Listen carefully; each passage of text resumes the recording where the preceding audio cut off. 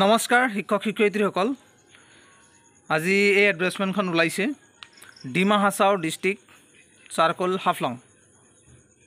ডিমা হাছাওৰ পৰা এপ্লিকেশ্যন বিচৰা হৈছে। যিসকল কেণ্ডিডেটে মানে CTR বা টেট কাম ৰিক্ৰুটমেণ্ট টেষ্ট হ'ব ইয়াৰ কাৰণে বা কোৱালিফাই হৈ আছে, সেইসকল কেণ্ডিডেটৰ কাৰণে ইয়াতে পোষ্ট দিয়া হৈছে। ইয়াতে কৈছে হাফলং এপ্ৰুভেল নম্বৰ ইয়াতে দিয়া আছে। ৰেগুলাৰ টিচাৰ হয়। ষ্টেণ্ডাৰ্ড ফৰ্ম এখনত নিজৰ ডিটেইলছখিনি ভৰি তাৰপিছত এপ্লাই কৰিব লাগিব। তাৰ কাৰণে কি পোষ্ট দিছে আৰু সেই ডিমা হাছাওৰ কেণ্ডিডেটসকলক ফাৰ্ষ্ট প্ৰিফাৰেঞ্চ দিয়া হ'ব বুলি কৈছে। গভৰ্ণমেণ্ট নৰ্মছ মতে যিখিনি চেলাৰী পায় সেই চেলাৰীবিলাক থাকিব আৰু তাৰ লগত যিবিলাক আদাৰ্ছ এলাউন্সবিলাক আছে সেইবিলাকো পাই যাব। ইয়াতে এছিষ্টেণ্ট টিচাৰ গ্ৰেজুৱেট ইয়াতে 14,000 পৰা 70,000 PB2 আৰু গ্ৰেড পেটো 8,700 টকা আৰু পোষ্ট আছে 26টা। এছিষ্টেণ্ট টিচাৰ গ্ৰেজুৱেট টিচাৰ তাৰ কাৰণে পোষ্ট আছে কিমান 26টা।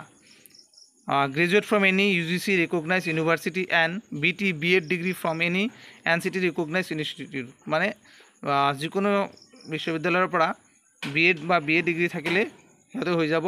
BEd টু NCT ৰিকগনাইজ বা BT থাকিলেও হৈ যাব। এজ ইয়াতে দিছে যেনেকুৱা থাকে 5 বছৰৰ SC/STৰ কাৰণে, 3 বছৰ OBCৰ কাৰণে আৰু জেনেৰেলৰ more than 30 years from unreserve 40 years মানে 40 ইয়াৰ্ছ ফৰ আৰু এক্স ছাৰ্ভিচমেনৰ কাৰণে 42 ইয়াৰ্ছ। এনেকৈ গোটেই তথ্যখিনি ইয়াতে দিয়া আছে, আপোনালোকে চাই ল'ব জানুৱাৰীলৈকে কিমান হ'ব লাগে। আৰু এটা পোষ্ট দিছে এছিষ্টেণ্ট টিচাৰ ছায়েন্স ৰয়েল, ইয়াতো 14,000 পৰা 70,000 PB2, গ্ৰেড পে হ'ল 8,700 টকা।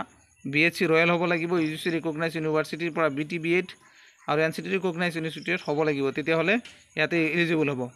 আৰু নোট হিচাপে ইয়াতে দিয়া আছে KKSU, আইডল, ইগনো এইকেইটা বস্তু এইকেইটা ডিগ্ৰী কি হ'ব ভেলিড হ'ব মানে জবৰ কাৰণে। তাৰপিছত কি ডকুমেণ্টছ লাগিব এইখিনি পেজত ইয়াতে দিয়া আছে। ৰিক্ৰুটমেণ্ট প্ৰচেছটো কি হিচাপত হ'ব গোটেই তথ্যখিনি ইয়াতে দিয়া আছে। ইয়াতে কিছুমান তথ্য দিয়া হৈছে, এই বস্তুবিলাক আপোনালোকে ভালদৰে চাই ল'ব। ইয়াতে লোকেল নিউজ পেপাৰটো চাব দিছে। ডিমা হাছাওৰ যিটো নিউজ পেপাৰ হয় তাতে টেট কাম ৰিক্ৰুটমেণ্টৰ কেতিয়া পৰীক্ষা হ'ব আৰু কেতিয়া মেৰিট লিষ্ট দিয়া হ'ব, কেতিয়া ডকুমেণ্টছ ভেৰিফিকেশ্যন হ'ব, গোটেইখিনি তথ্য ইয়াতে আপলোড কৰা হ'ব বুলি কৈছে। লোকেল নিউজ পেপাৰত মানে প্ৰিফাৰেঞ্চ দিয়া হৈছে।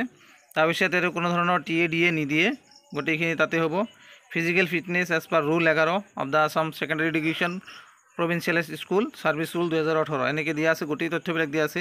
যিসকলৰ NC আছে ক্লিয়াৰ হোৱা নাই সেইসকল কেণ্ডিডেট ইয়াতে এলিজিবল নহয়, পাছ হ'ব লাগিব, তেতিয়াহ'লে সেই কেণ্ডিডেটজন এলিজিবল হ'ব। 26 আগষ্টৰ পৰা 6 ছেপ্টেম্বৰলৈকে নিজে গৈ সেই এপ্লিকেশ্যনখন তাতে অফিচত জমা কৰিব লাগিব। বাই পোষ্ট পঠালে সেইটো একচেপ্ট নকৰে সিহঁতে, নট বি একচেপ্টেড বুলি কৈছে।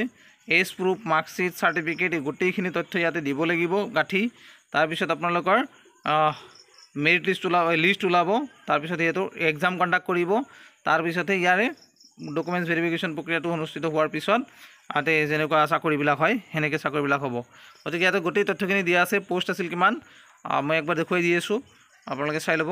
ইয়াতে 26টা পোষ্ট আছিল গ্ৰেজুৱেট টিচাৰ এছিষ্টেণ্ট টিচাৰৰ কাৰণে আৰু এছিষ্টেণ্ট টিচাৰ ছায়েন্সৰ কাৰণে আছিল 5টা পোষ্ট। এই গোটেইখিনি পোষ্ট ইয়াতে দিয়া আছিল। এইখিনি ভালদৰে চাই ল'ব একবাৰ। ধন্যবাদ সকলোলৈকে।